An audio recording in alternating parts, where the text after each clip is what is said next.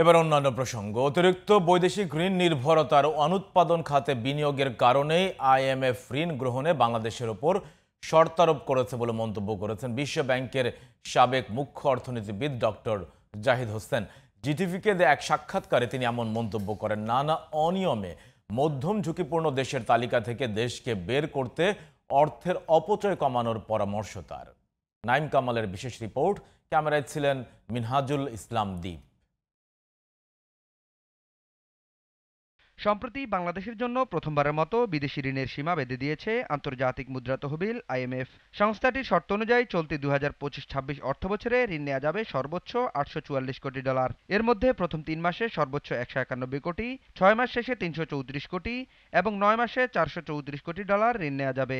এজন্য প্রতি 3 মাসে ঋণের অগ্রগতি পর্যবেক্ষণ করবে সংস্থাটি।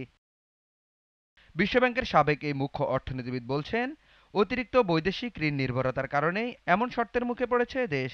আগে যেমন যেটাই পাওয়া যেত সেটাই নিয়ে নেওয়া হতো, এবং আমরা দেখেছি যে অনেক প্রকল্প নেওয়া হয়েছে যেগুলো ঋণ ভিত্তিক বিদেশি ঋণ নিয়েই করা হয়েছে, কিন্তু সেই প্রকল্পগুলো কোনো কাজে আসছে না। গত 13 বছরে বাংলাদেশের বৈদেশিক ঋণ বেড়েছে 3 গুণের বেশি।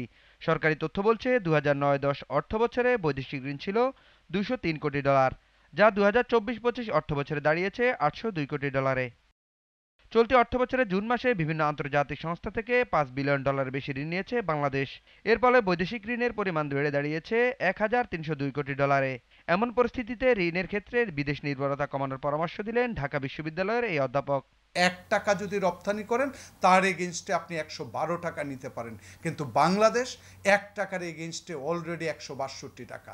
একইভাবে তারা ঋণ এবং রাজস্ব অনুপাত দেখে সেই জায়গাটা যে আমরা সক্ষমতা রাখছি না, ধীরে ধীরে আরও দুর্বল হচ্ছে, সেটা কিন্তু আমাদের ট্যাক্স জিডিপি রেশিও।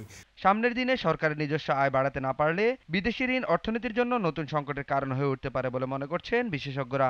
পাইপলাইনটাকে যাচাই বাছাই করা, আর দ্বিতীয় হচ্ছে যে আমরা যে নতুন ঋণ নিতে যাব, সেটা প্রকল্প ঋণ হোক বা বাজেট সহায়তা হোক, সেই ঋণগুলো কি কাজে ব্যবহার হবে সেইটাকে আরও ডিটেইলে আপনার খুব গুরুত্ব দিয়ে পরীক্ষা নিরীক্ষা করে সিদ্ধান্ত নিতে হবে যে ঋণটা আমরা নেব কি নেব। আমি যদি সাস্টেইনেবল করতে চাই তাহলে কিন্তু ঝুঁকির মাত্রা কমাতে হবে। অতএব ঝুঁকির মাত্রা কমবে না, তার একটা বাংলাদেশে বড় কারণ হচ্ছে আর্থিক খাতে যে সংস্কার নেওয়া হয়েছে, 1 বছরে কিন্তু সেই সংস্কারগুলা আমাদের আশার আলো দেখাবে কিনা সেটা কিন্তু জনগণ হিসাবে, আমি সাধারণ মানুষ হিসাবে এখনো কিন্তু আশা করতে পারছি। অর্থনীতি বিশেষজ্ঞরা বলছেন, কাটছাঁট করে যে অর্থ ঋণ হিসেবে পাওয়া যাবে তার সঠিক ব্যবহারের মাধ্যমেই সংকট উত্তরণের একমাত্র পথ। Naim Kamal, GTV news, Dhaka.